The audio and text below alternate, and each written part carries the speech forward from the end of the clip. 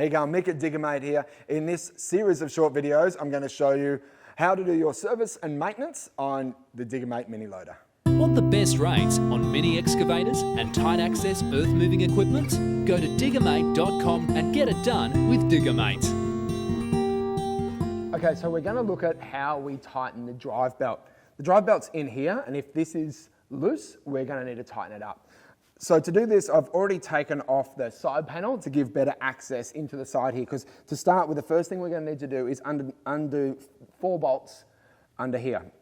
So undo the 4 bolts there, and then over here there is there's 2 bolts, and there is 3 nuts on those bolts which are holding the bolt in place. You need to just loosen them off to give the bolt a little bit of space, and then you can screw the bolt in or out, depending on how far you need to go with the hydraulic pump to tighten up the belt right there. So that's what we've got to do. This is how you do it.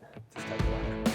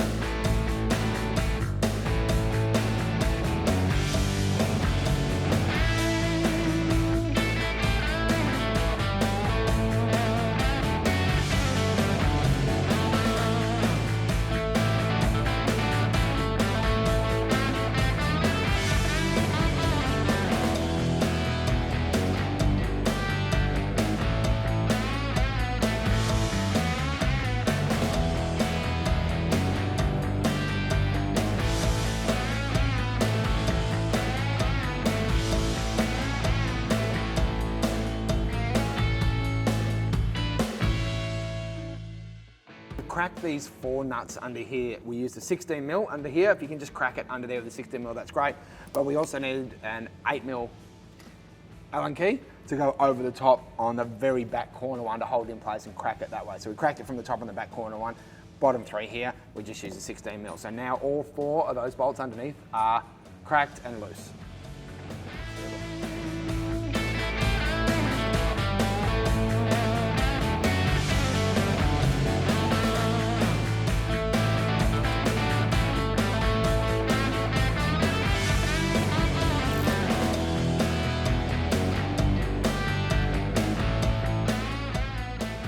So we've cracked the 3 nuts here and given them plenty of space between the bolt and where we need to screw this in. So we're going to screw this in now, or out.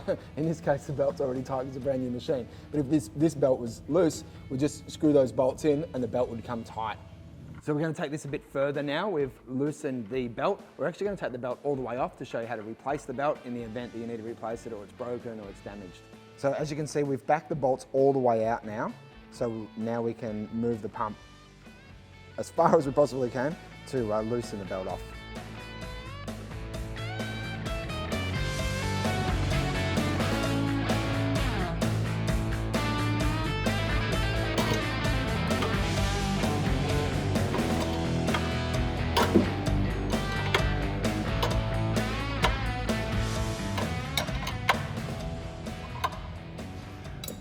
We've just found that bolt that we're working on there, you can actually thread that into the pump. So we threaded the bolt into the pump a little bit, then tightened up that nut. Then as we tighten the nut up, the pump pulls all the way across. So then you can get the belt really loose. So the belt should be loose enough now to have a crack at pulling it off. So one side comes off pretty easy, as you can see in the other side will just thread down through the back of the pump to come out.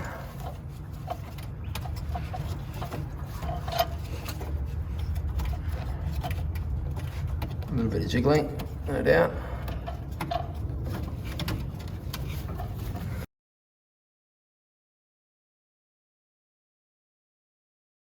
That's pretty simple. So now we'll just put that drive belt back on and tighten up. And then at the end, you've got to level it, make sure it's nice and level, because if this drive belt's not level, the teeth are going to wear at one side and it's going to damage it pretty quick. So.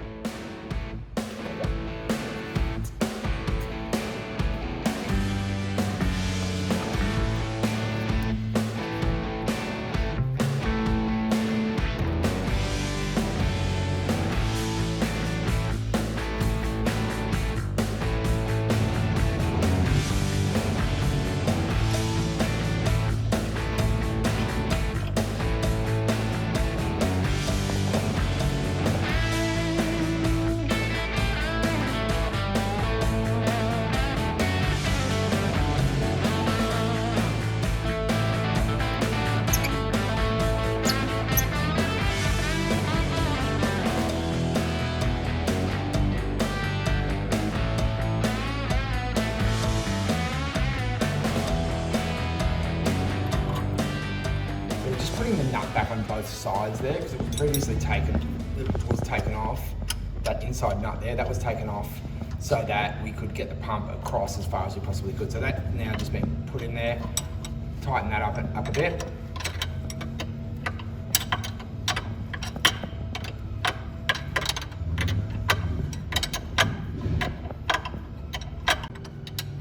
And if I can zoom back here a little bit, you'll see now that inside nut, that one there, that Ken's working on there, is now going to push the pump across and ultimately tighten that belt up to full tension. So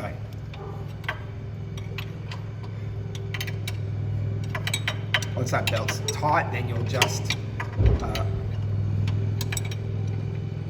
firm up the back bolt, tighten the two outside locking nuts, belt's tight.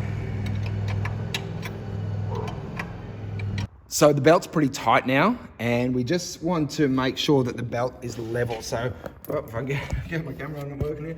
So I've just got a little ruler here to make sure the belt's level. So we've tightened we've pushed the bolt across with that the pump across with that inside bolt. Then we've just used the back nut there, the back bolt there, just to tighten it up, to firm it up. And now we're just going to check that it's level by using a ruler, make sure the pump hasn't gone too out of shape as it gets pushed back across. And once you see that that's level, then you can just tighten up everything down here and your job is done then.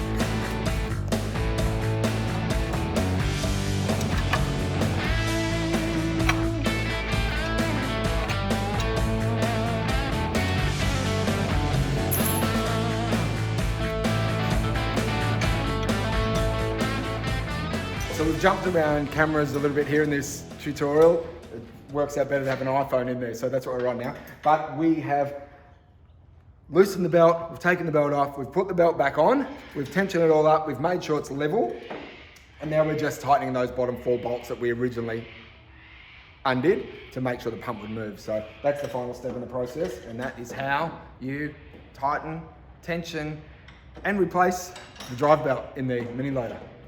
Righto, so to change the fluids, the hydraulic fluid tank is right here. We've taken the surrounding off the machine, as you can see, this one here. So now we've got really good access to it.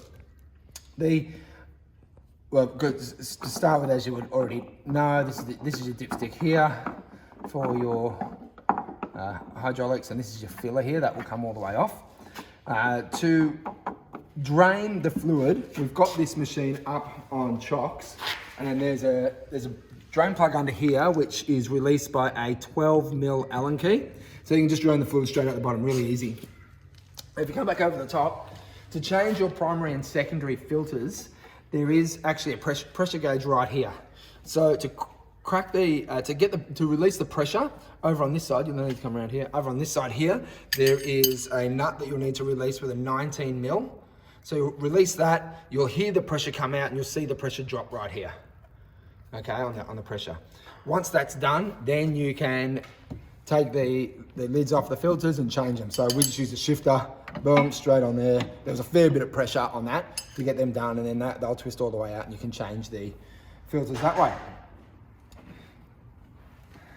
So that's it, pretty easy, pretty simple. Change the fluid, make sure the fluid's at the right level. Use a dipstick to check it to finish off, and you've changed the fluid. All right, we're going to look at doing the oil filter and replacing the oil. It's a brand new machine, so we're not actually going to take the oil filter off, and we're not actually going to drain out the oil, but we'll show you how to do it, so when it's time for you to do it, you can actually do it. So Ken's got a filter strap here. There are other tools that I'll show you at the end that you do get in the kit with the machine. Not sure if the filter strap you get with the machine will actually get in here, so you might need to find your own, or you might already have one in your kit. Just put your filter strap over that, put your drive on, that'll tighten up anti-clockwise, the filter will spin off. So that's it, it's pretty simple. It's a little bit hard to get in there, but you can get in there quite easy. Now to drain the oil, over here is your sump plug. It's on the outside of the machine, so it's really, really handy right there. So you just need to crack that nut there. Take the, release the pressure in the oil by undoing the oil cap at the top there, and then your oil will flow straight out. So pretty simple, pretty easy. Again, really, really easy access on these machines. To fill up the oil, you obviously just fill it straight to the top. Here you can use the operator's manual to get the exact amount of oil you need in this machine, in this engine, and your dipstick's just right in here behind there as well, so you can check your oil with your dipstick in there. Now, if you have any concerns or issues, these Honda GX90 machines are really popular, or engines are really popular. There's heaps of information on YouTube about this engine. It's used in a wide range of agricultural and mowing machines, lawn mowing machines as well, ride-ons and whatnot. So yeah, really popular machine, really easy to find information. So just YouTube it and you'll find heaps of stuff if you need to know more about it. So this is the filter. If you're going to replace the filter, I think it goes without saying, but I'll say it anyway. Make sure you put a bit of oil around the O-ring here before you screw it on, otherwise it'll bind and you'll never get it off again when it comes time to replacing this one.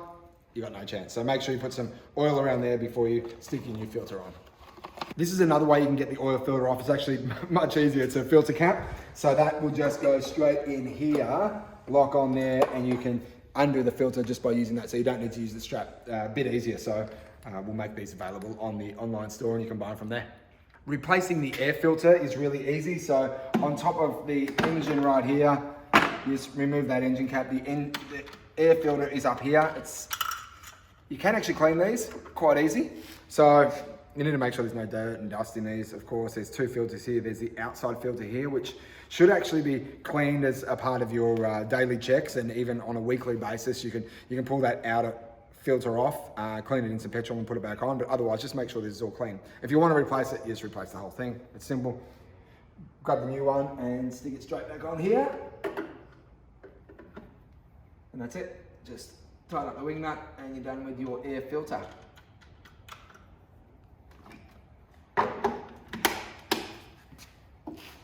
When it comes to replacing the plugs on this engine, you've got two spark plugs, one either side of the engine, so you just pop off the coils, use a spark plug socket to pull the socket off. Pretty simple.